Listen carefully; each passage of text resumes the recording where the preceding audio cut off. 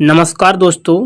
तो आज हम हल करने वाले हैं क्लास 10 गणित बोर्ड एग्जाम का एक ज़बरदस्त एमसीक्यू टेस्ट। तो इसमें होंगे 20 नंबर के महत्वपूर्ण बहुविकल्पीय प्रश्न और हर एक प्रश्न के लिए आपको मिलेगा 4 विकल्पों में से सही विकल्प चुनने का मौका।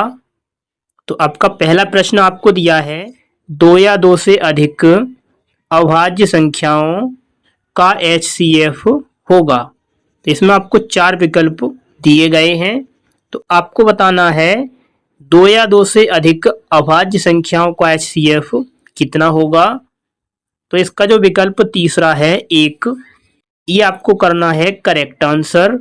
चलिए आगे देखते हैं अगला प्रश्न। तो अगला प्रश्न आपको दिया है 2, निम्न में कौन अपरिमेय संख्या नहीं है। तो इसमें बताना है कि कौन सी संख्या अपरिमेय नहीं है। तो इसका जो विकल्प तीसरा है √9 गुणा √16। तो ये संख्या अपरिमेय नहीं है। चलिए आगे बढ़ते हैं और देखते हैं अगला प्रश्न। तो अगला प्रश्न आपको दिया है 3, निम्नलिखित में कौन सी संख्या अभाज्य है। तो इसमें आपको 4 विकल्प दिए गए हैं। तो इसमें बताना है कि कौन सी संख्या अभाज्य है। तो अभाज्य संख्या वह संख्या जो 1 या फिर स्वयं से विभाजित होती है। तो इसका जो विकल्प नंबर 4 है 23, ये आपको कर देना है करेक्ट आंसर। अगला प्रश्न आपको दिया है 4, निम्न में से कौन सी संख्या अपरिमेय है। तो इसमें आपको बताना है कि कौन सी संख्या अपरिमेय है। तो इसका जो विकल्प 3 है 20, ये आपको करना है करेक्ट आंसर, क्योंकि इसमें लिखा है 9, ये है 3 का वर्ग। आगे इसमें दिया है √25, तो ये है 5 का वर्ग। इसमें लिखा है 49, तो ये होता है 7 का वर्ग। लेकिन जो 20 है ये किसी संख्या का वर्ग नहीं है, तो ये आपको करना है करेक्ट आंसर। आगे बढ़ते हैं अगले प्रश्न की ओर। अगला प्रश्न आपको दिया है 5, एक परिमेय संख्या और एक अपरिमेय संख्या का गुणनफल या भागफल होता है। तो इसका जो विकल्प दूसरा है अपरिमेय संख्या, ये आपको करना है करेक्ट आंसर। और आपको याद रखना है एक परिमेय और एक अपरिमेय संख्या का गुणनफल या भागफल हमेशा अपरिमेय संख्या ही होता है। चलिए आगे बढ़ते हैं अगले प्रश्न की ओर। अगला प्रश्न आपको दिया है 6, संख्याओं 25 और 50 के HCF और LCM का गुणनफल क्या होगा। तो इसमें आपको 25 और 50 का HCF और LCM निकालकर उसका आपको गुणनफल करना है। तो ये आपको मिलेगा 1250। तो इसका जो विकल्प दूसरा है ये आपको कर देना है करेक्ट आंसर। आगे बढ़ते हैं अगले प्रश्न की ओर। अगला प्रश्न दिया है 7, एक वृत्ताकार पथ पर 3 व्यक्ति एक ही स्थान से दौड़ना प्रारंभ करते हैं। तो एक चक्कर लगाने में क्रमशः 1 घंटे, 3 घंटे, 5 घंटे का समय लगता है। तीनों को प्रारंभिक बिंदु पर पुनः मिलने में कितना समय लगेगा। तो इसका जो विकल्प 4 है 15 घंटे, ये हो जाएगा इसका करेक्ट आंसर। आपको 1, 3 और 5 का LCM ज्ञात कर लेना है। तो ये आपको मिलेगा 15 घंटे। चलिए आगे समझते हैं अगला प्रश्न। आगे आपको प्रश्न 8 में दिया है LCM A, B और आपको इसका मान बताना है।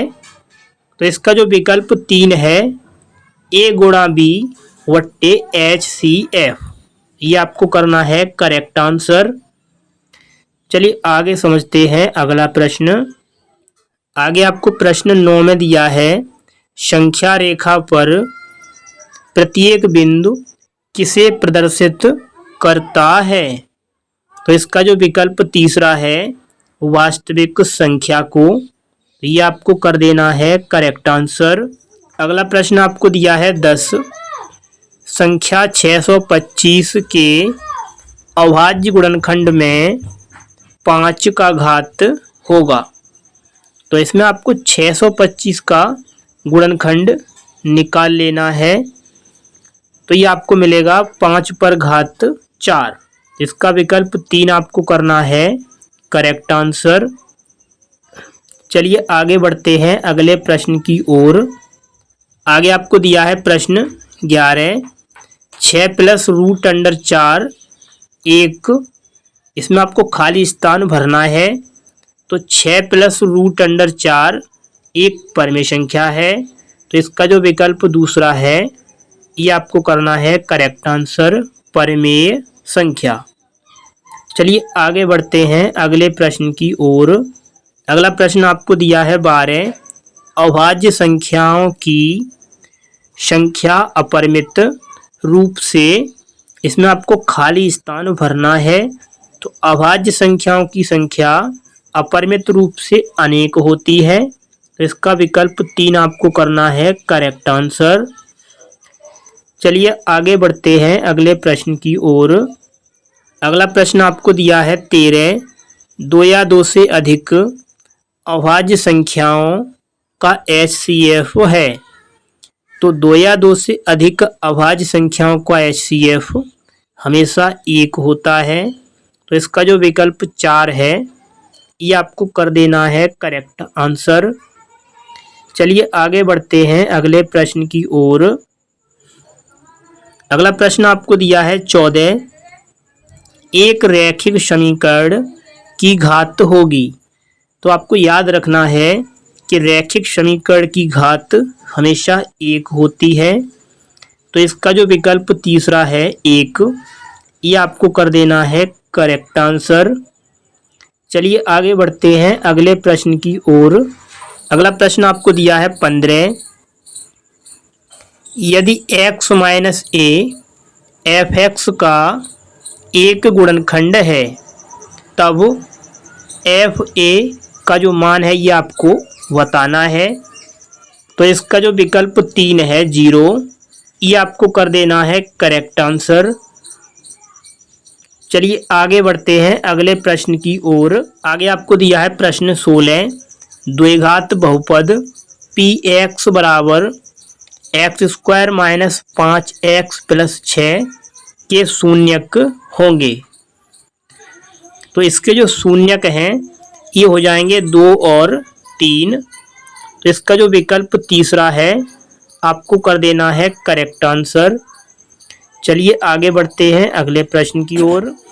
अगला प्रश्न आपको दिया है 17, यदि px का एक गुणनखंड x प्लस 2 हो तो px का शून्यक होगा।